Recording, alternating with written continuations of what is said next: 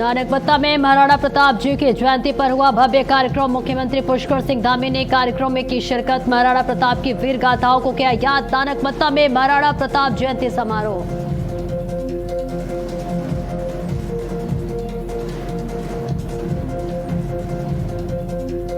CBSE 12वीं की topper arena Raghuvanshi ने सीएम धामी से की फोन पर बातचीत। सीएम ने उज्जवल भविष्य की दी शुभकामनाएं। कहा अरीना की सफलता राज्य के लिए प्रेरणा। 12वीं टॉपर अरीना से सीएम ने की बात।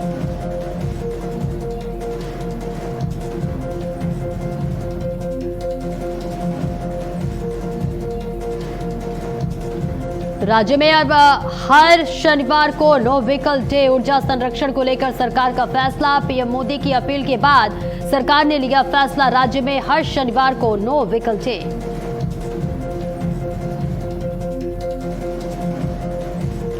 देहरादून में नियमों के खिलाफ चल रहे 96 होम स्टे पर कार्रवाई। डीएम सविन बंसल के निर्देश पर चला ऑपरेशन सफाई। बिना लाइसेंस, फायर सेफ्टी और तय मानकों के चल रहे थे होम स्टे।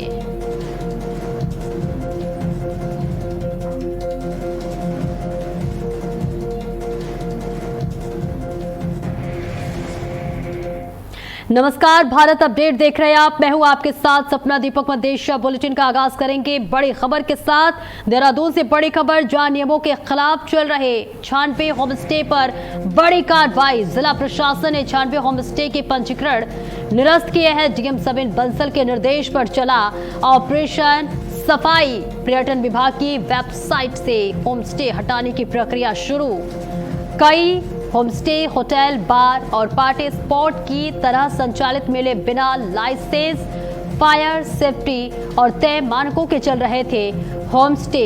क्षमता से ज्यादा कमरे चलाने का खुलासा। विदेशी नागरिकों की जानकारी छिपाने का भी बड़ा खुलासा हुआ है। ये बड़ी खबर आपको बता रहे हैं। देहरादून से जहां नियमों के खिलाफ चल रहे 96 होम स्टे पर बड़ी कार्रवाई हुई है। जिला प्रशासन ने 96 होम स्टे के पंजीकरण निरस्त कर दिए हैं।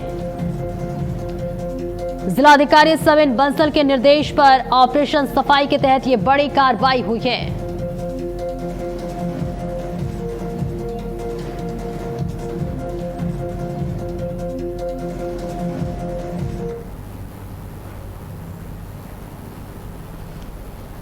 होमस्टेज निरस्त किए गए हैं। इनको टूरिज्म वेबसाइट से और जो हमारी प्राइवेट टूर ऑपरेटर्स की वेबसाइट्स हैं वहाँ से भी निरस्त किया जा रहा है और इनके जो सर्टिफिकेट्स हैं, जो पंजीकरण हैं, वो सीज किए जा रहे हैं। ये प्रक्रिया कंटिन्यू रहेगी। हमारे टोटल होमस्टेज इस क्षेत्र में काफ़ी हैं, शहरी क्षेत्र में और हमारे सब सिटी एरियाज़ में।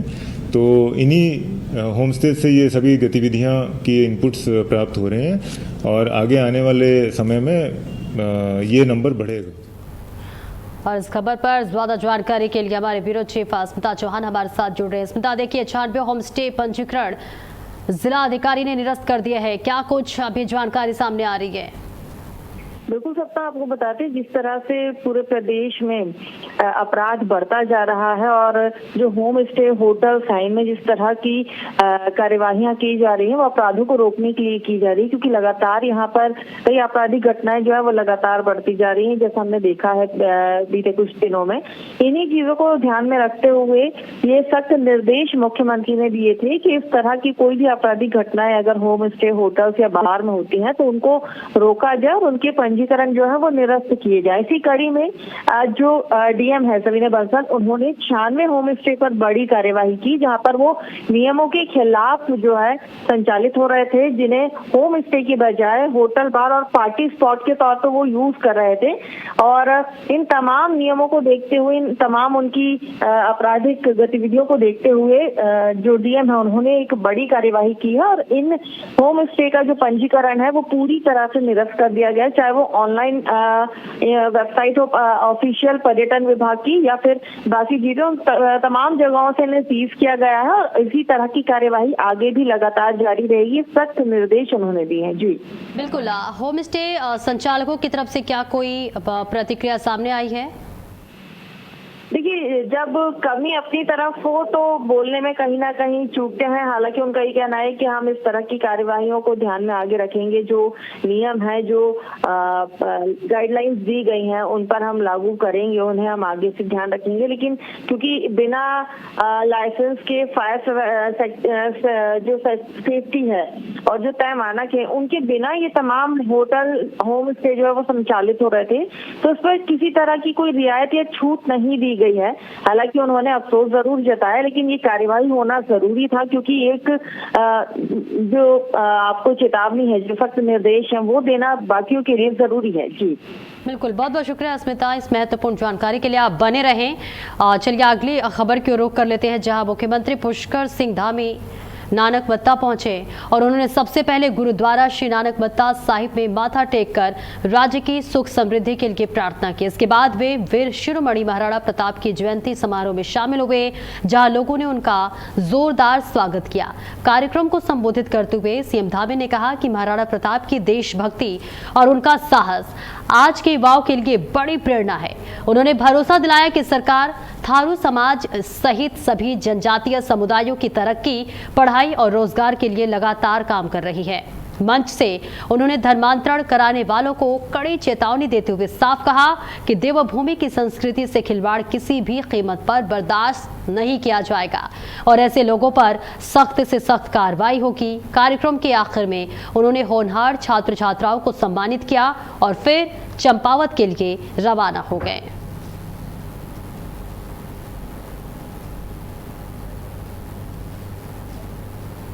तो महाराणा प्रताप की देशभक्ति को मुख्यमंत्री पुष्कर सिंह धामी ने याद किया, जिसके लिए नानक मत्ता मुख्यमंत्री पुष्कर सिंह धामी पहुंचे हुए थे। गुरुद्वारा नानक मत्ता साहिब में माथा भी टेका। इसके साथ कड़ी चेतावनी देते हुए मुख्यमंत्री नजर आए। उन्होंने कहा कि उपद्रवियों को किसी भी कीमत पर बख्शा नहीं जाएगा। उपद्रवियों को चेतावनी देते हुए मुख्यमंत्री पुष्कर सिंह धामी नजर आए। ये तस्वीरें आपको दिखा रहे नानक मत्ता से, जहां गुरुद्वारा नानक मत्ता साहिब में मुख्यमंत्री ने माथा टेका।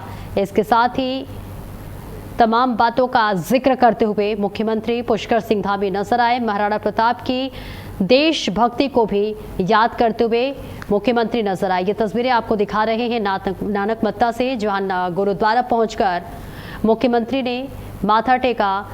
इसके साथ ही साफ कहा कि देवभूमि की संस्कृति से खिलवाड़ किसी भी कीमत पर बर्दाश्त नहीं की जाएगी। उपद्रवियों को सख्त चेतावनी देते हुए नजर आए और उन्होंने कहा कि ऐसे लोगों पर सख्त से सख्त कार्रवाई होगी। और कार्यक्रम के आखिर में उन्होंने होनहार छात्र छात्राओं को सम्मानित भी किया।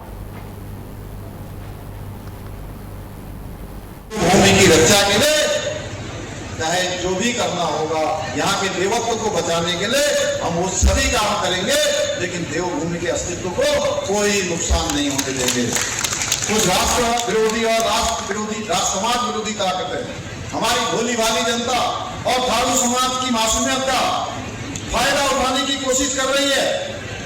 आज मैं इस मंच से उन सभी अधर्मियों को कड़ी चेतावनी देना चाहता हूँ और कहना चाहता हूँ कि वो कान खोलकर सुन ले कि हमारी देवभूमि है।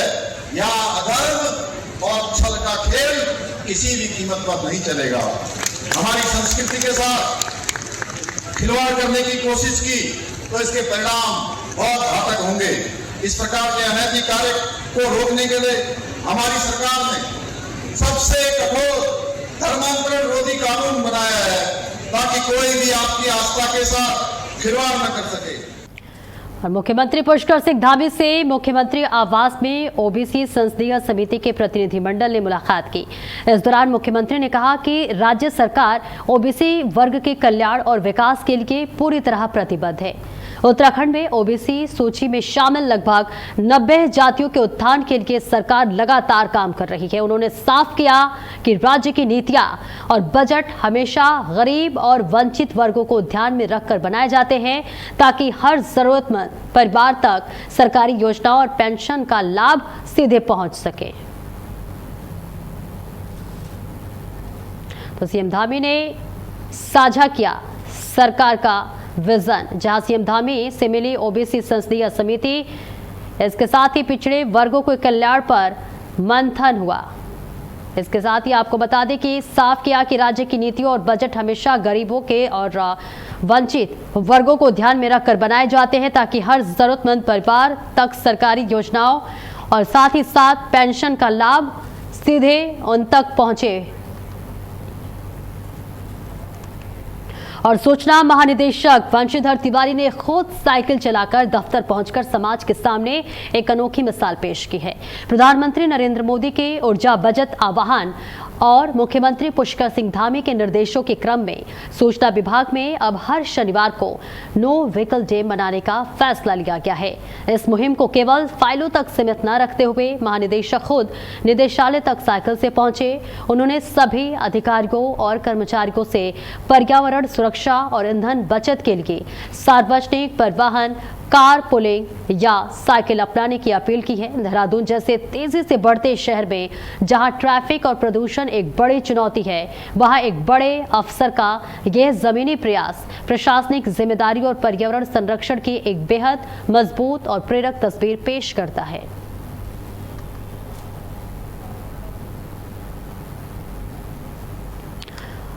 और स्मिता, एक बार फिर से आपका रुख करेंगे। देखिए, ईंधन बचाने की ये जो मुहिम है अब लगातार सभी अपनाते हुए नजर आ रहे हैं। जहां खुद ऑफिस पहुंचे वंशीधर तिवारी, सूचना महानिदेशक ने एक जमीनी प्रयास किया है। इसे देखकर क्या संदेश जाता है?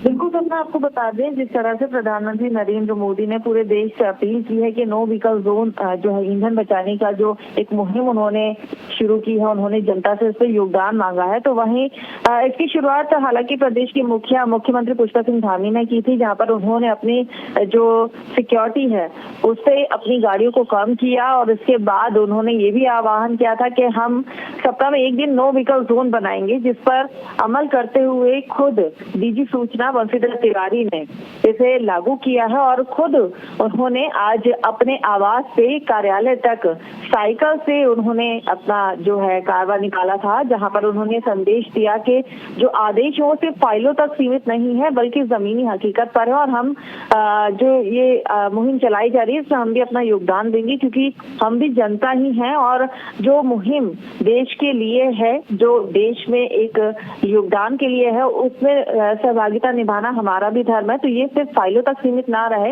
इसीलिए उन्होंने इस बात को खुद अपने ऊपर लागू करने के बाद कहा कि ये जो मुहिम है हर शनिवार को नो व्हीकल डे की उसे लागू किया जाएगा। और उन्होंने अपने बाकी कर्मचारियों से और जनता से भी अपील की है कि वो भी इसी तरह की चीजें करें ताकि हम देश के लिए अपना योगदान दे सकें। जी देखिए, शनिवार को नो व्हीकल डे की बात की गई है, तो क्या लगता है वर्क फ्रॉम होम को देखिए बढ़ावा दिया जा रहा है, ऐसा कोई निर्देश? बिल्कुल, देखिए इस तरह के निर्देश हालांकि पूरे प्रदेश में लागू कर दिए गए हैं। इसके लिए गाइडलाइंस जारी कर दी गई है कि हर सरकारी कार्यालय में जो है हर शनिवार को नो व्हीकल डे मनाया जाएगा, जिसमें तमाम अधिकारी कर्मचारी जो है या तो वो कार पुलिंग करके आएंगे या फिर वो पैदल आए या फिर वो साइकिल से आए, लेकिन इस नियम को सख्ती से लागू किया जाएगा और जो नहीं करेगा उसके लिए सख्त कार्यवाही करने के भी आश्वासन दिए गए हैं, निर्देश दिए गए हैं। लेकिन हर एक व्यक्ति इस वक्त, हर एक कर्मचारी जो है वो देश के लिए योगदान देना चाहता है, तो सभी लोग इस नियम को मान रहे हैं और इसमें अपना योगदान भी दे रहे हैं। जी बिल्कुल, देखिए स्मिता, जैसा आपने बताया हम सभी को एक प्रयास करना होगा ताकि देश में ईंधन का बचत किया जा सके। ऐसे में आम लोगों की क्या कुछ प्रतिक्रिया सामने आ रही है, कितना बढ़ चढ़कर वो इस मुहिम में हिस्सा ले रहे हैं? तो देखिए, क्योंकि अपील की गई है तो जनता भी इस अपील में, इस मुहिम में अपना पूरा साथ दे रही है। लोगों ने अब व्हीकल जो है उन्हें कम यूज करना चालू कर दिया। हालांकि कोविड से लोगों में ये आदत जरूर हो गई थी, जिसके बाद अब एक बार फिर उन्होंने इस बात को समझा है कि अगर हम इस तरह से गाड़ियों को कम यूज करेंगे, ईंधन का कम उपयोग करेंगे, तो कहीं ना कहीं हम पर्यावरण को भी बचाएंगे। और जिस तरह से इस वक्त जो संकट पूरे देश में छाया हुआ है, जो पूरे विश्व में छाया हुआ है, उससे निकलने में भी कहीं ना कहीं हम थोड़ा अपना योगदान दे सकते हैं। तो इस तरह की चीजों को समझते हुए जनता भी इस मुहिम में अपना पूरा योगदान दे रही है। सपना, बिल्कुल, बहुत बहुत शुक्रिया स्मिता इस महत्वपूर्ण जानकारी के लिए।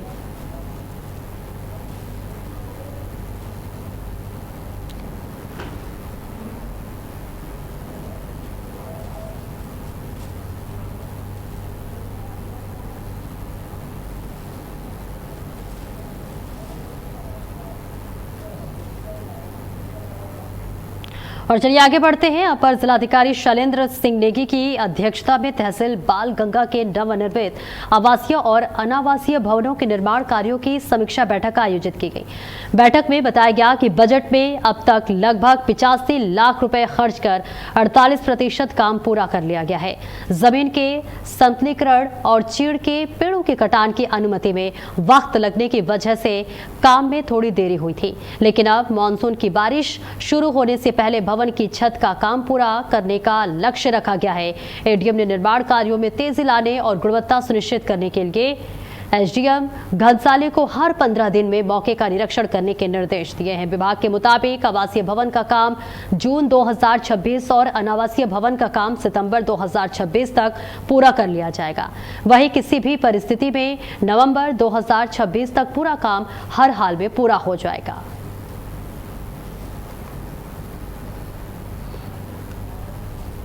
कैबिनेट मंत्री गणेश जोशी ने देहरादून के अनारवाला मालसी मोटर मार्ग पर चल रहे मरम्मत और सुधार कार्यों का जमीनी निरीक्षण कर काम की प्रगति का जायजा लिया। इस दौरान उन्होंने विभागीय अधिकारियों को काम की रफ्तार बढ़ाने और उसकी गुणवत्ता पर विशेष ध्यान देने के कड़े निर्देश दिए। मंत्री जोशी ने साफ शब्दों में कहा कि सड़क सुरक्षा के काम में किसी भी तरह का समझौता बर्दाश्त नहीं किया जाएगा, चूंकि यह रास्ता स्थानीय निवासियों के साथ साथ पर्यटकों और रोज आने जाने वाले लोगों के लिए बेहद महत्वपूर्ण है। इसलिए सभी संबंधित कार्यों को हर हाल में तय समय सीमा के अंदर पूरा किया जाए। आगामी मानसून को देखते हुए कैबिनेट मंत्री ने वन विभाग के अधिकारियों को भी सतर्क रहने के निर्देश दिए। उन्होंने कहा कि बरसात के मौसम में संभावित खतरे वाले स्थानों की पहचान कर समय रहते जरूरी कदम उठाए जाए ताकि कोई हादसा न हो।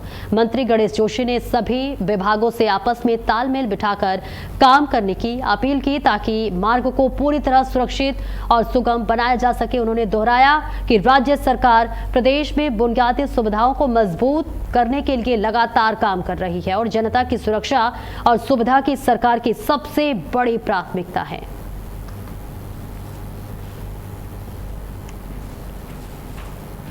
तमिलनाडु के नेता उदयनिधि स्टालिन द्वारा सनातन धर्म को लेकर दिए गए विवादित बयान पर अब हल्द्वानी में भी गुस्सा भड़क गया है। इसके विरोध में करणी सेना युवा शक्ति उत्तराखंड के कार्यकर्ताओं ने हल्द्वानी की सड़कों पर उतरकर जोरदार प्रदर्शन किया और उदयनिधि स्टालिन का पुतला फूंका। संगठन के कार्यकर्ताओं का कहना है कि इस तरह के बयान से देश के करोड़ों सनातन धर्मियों की भावनाओं को गहरी ठेस पहुंची है।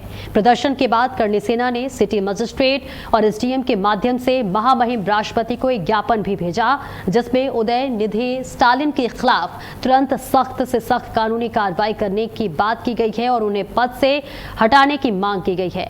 प्रदर्शन के दौरान करणी सेना युवा शक्ति उत्तराखंड के प्रदेश अध्यक्ष जोगेंद्र राणा ने तीखा आक्रोश जताते हुए कहा कि जिस विधानसभा में सर्वधर्म सम्मान की संवैधानिक शपथ ली जाती है, वहां बैठकर सनातन धर्म को मिटाने की बात करना बेहद दुर्भाग्यपूर्ण है।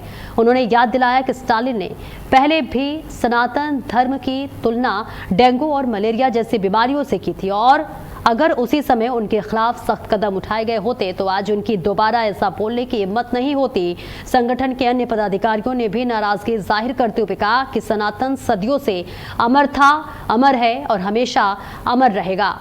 करणी सेना ने साफ शब्दों में चेतावनी दी है कि अगर सरकार ने इस पूरे मामले को गंभीरता से लेते हुए आरोपी नेता के खिलाफ सख्त कार्रवाई नहीं की तो पूरा संगठन आने वाले दिनों में एक उग्र आंदोलन शुरू करने के लिए मजबूर होगा।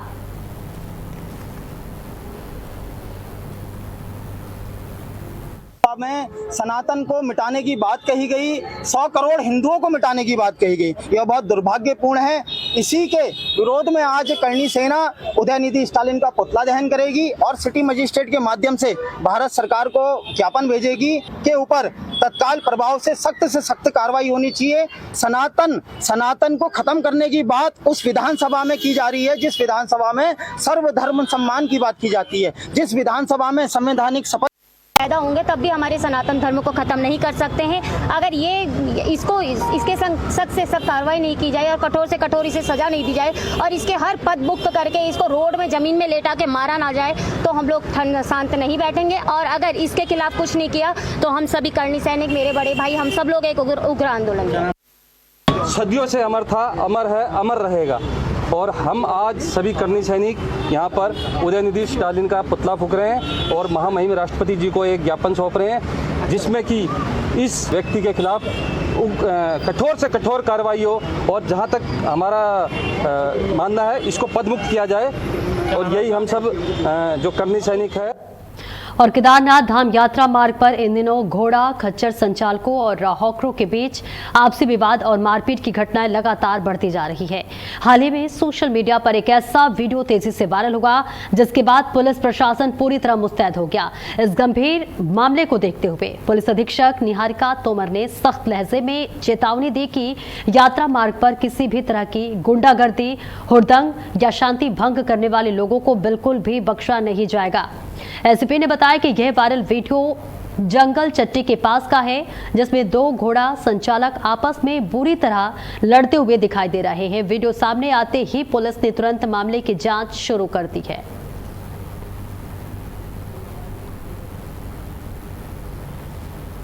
कार्रवाई देखिए, एक वीडियो वायरल हुआ था जंगल चट्टी के पास का, जहां पर 2 घोड़े संचालकों के बीच वाद विवाद की स्थिति उत्पन्न हो गई थी। इसमें हमारे द्वारा जो घोड़ा खच्चर की यूनियन है और जो डंडी कंडी की यूनियन है, स्थानीय लोग हैं, उनसे समन्वय स्थापित किया जा रहा है कि जो भी इस वीडियो में जो लोग दिख रहे हैं ताकि हम उन्हें तस्दीक की जा सके, और जो भी इस तरह की शांति भंग की कार्रवाई यहाँ पर करेगा और धाम की पवित्रता के साथ खिलवाड़ करने की कोशिश करेगा, उसके विरुद्ध पुलिस द्वारा कड़ी से कड़ी कार्रवाई की जाएगी।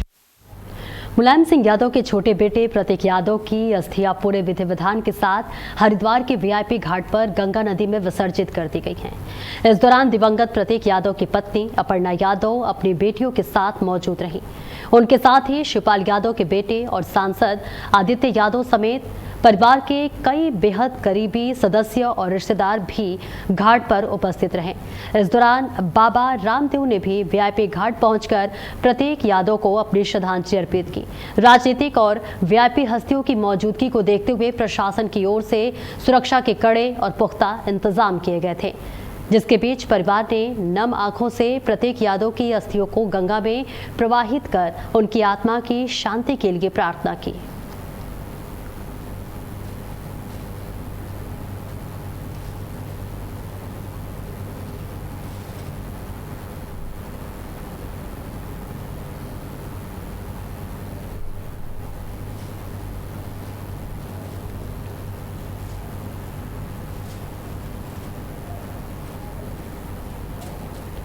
हरिद्वार में वट सावित्री अमावस्या यानी कि बड़ अमावस्या के पावन मौके पर आस्था का एक अद्भुत जन सैलाब उमड़ पड़ा। देश के कोने कोने से पहुंचे हजारों श्रद्धालुओं ने हर की पौड़ी पर मां गंगा में आस्था की डुबकी लगाई और पूजा अर्चना कर अपने परिवार की सुख समृद्धि की कामना की। इस पावन दिन सुहागन महिलाओं ने भी अखंड सौभाग्य और पति की लंबी आयु के लिए निर्जला व्रत रखा और पारंपरिक रूप से वट वृक्ष की पूजा कर सुखद वैवाहिक जीवन की प्रार्थना की। श्रद्धालुओं की भारी भीड़ को देखते हुए पूरे घाट क्षेत्र और आसपास के इलाकों में पुलिस प्रशासन पूरी तरह मुस्तैद और अलर्ट नजर आया।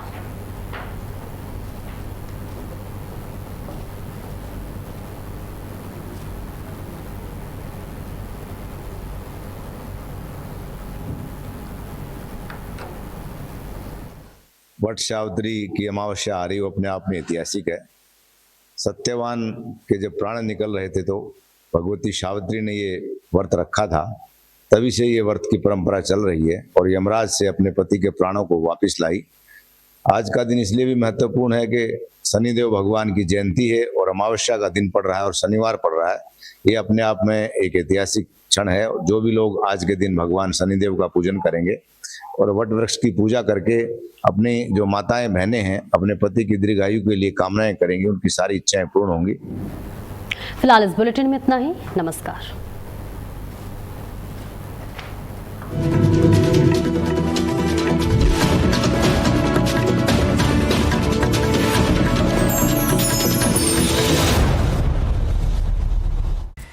समाचार जगत में सफलता सिर्फ खबरों से नहीं बल्कि